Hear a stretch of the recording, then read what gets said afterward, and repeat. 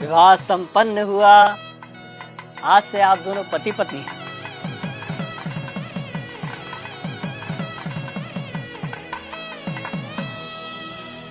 भाई साहब, पंडित जी को भी दक्षिणा देके निपटाओ बस। हाँ हाँ जीजा जी, याद है मुझे। पंडित जी, आपकी दक्षिणा। यजमान, मात्र 1100 रुपये दक्षिणा। अरे तो इतना हैरान क्या हो रहे हैं पंडित जी? जो रेट चल रहा है वही तो दिया है। दक्षिणा रेट से नहीं, सामर्थ्य के अनुसार दी जाती है यजमान। अरे तो क्या पूरी गड्डी पकड़ा दें आपको? अरे श्रीमान, मैंने ऐसा कब कहा? मैं तो बस ये कह रहा हूँ कि आप लोगों ने विवाह इतनी धूमधाम से किया है और दक्षिणा इतनी कम। देखिए पंडित जी, कम हो या ज्यादा, हमें जो देना था हमने दे दिया। अब बाकी बात आप लड़की वालों से करिए भाई। कैसी बातें कर रहे हो भाई साहब? हमारे यहाँ पंडित जी को दक्षिणा लड़के वाले ही देते हैं। अरे पापा, 2100 दे के बात खत्म करो ना। ठीक है ठीक है। भाई साहब पगला रहे हो क्या? किस बात के 2100? 1100 काफी है, उससे 1 रुपया ज्यादा मत दो।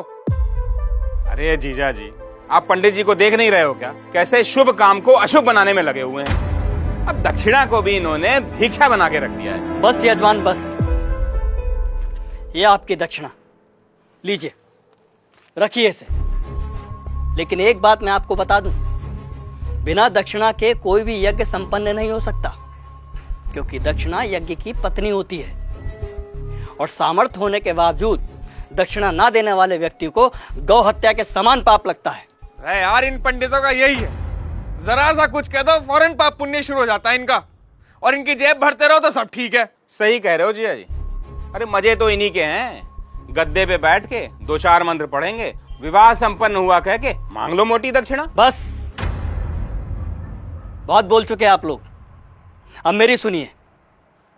अरे आप जैसे व्यक्ति लाखों करोड़ों रुपए विवाह के खान पान, गहनों, महंगी गाड़ियों, आतिशबाजी और बैंड बाजों में खर्च कर देते हैं, लेकिन जब समय आता है पंडित जी को दक्षिणा देने का, तब आपके हाथ रुक जाते हैं, मानो पंडित ने दक्षिणा नहीं आपसे आपकी संपत्ति मांग ली हो।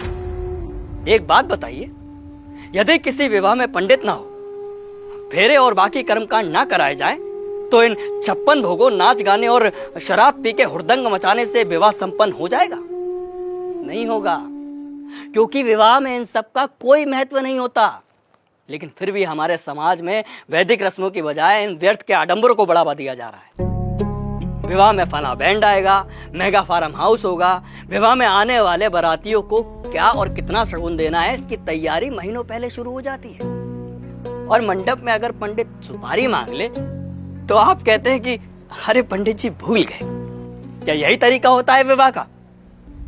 और आप क्या कह रहे थे प्रकाश जी कि पंडित का काम ही क्या होता है? आराम से बैठ के 4 मंत्र पढ़ देना और दक्षिणा के लिए हाथ फैला देना। तो श्रीमान सुनिए, विवाह गुड्डे गुड़ियों का खेल नहीं होता, 7 जन्मों का अटूट बंधन है, जिसमें पंडित मंत्रोच्चारण करके देवताओं का आह्वान करता है और वर वधू को परिणय सूत्र में बांधता है। इसलिए पंडित और उनके द्वारा किए गए कार्यों की कुछ तो मर्यादा रखिए। उन्हें दक्षिणा भीख समझकर नहीं, आपको जीवन की सबसे बड़ी खुशी देने के लिए दीजिए। पापा, कब होगी विदाई? वो बाहर BMW वाला नखरे दिखा रहा है, कह रहा 2 घंटे लेट हो गए, 50,000 रुपए मांग रहा है।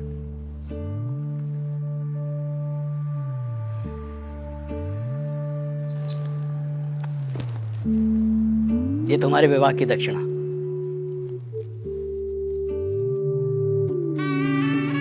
खुश रहो।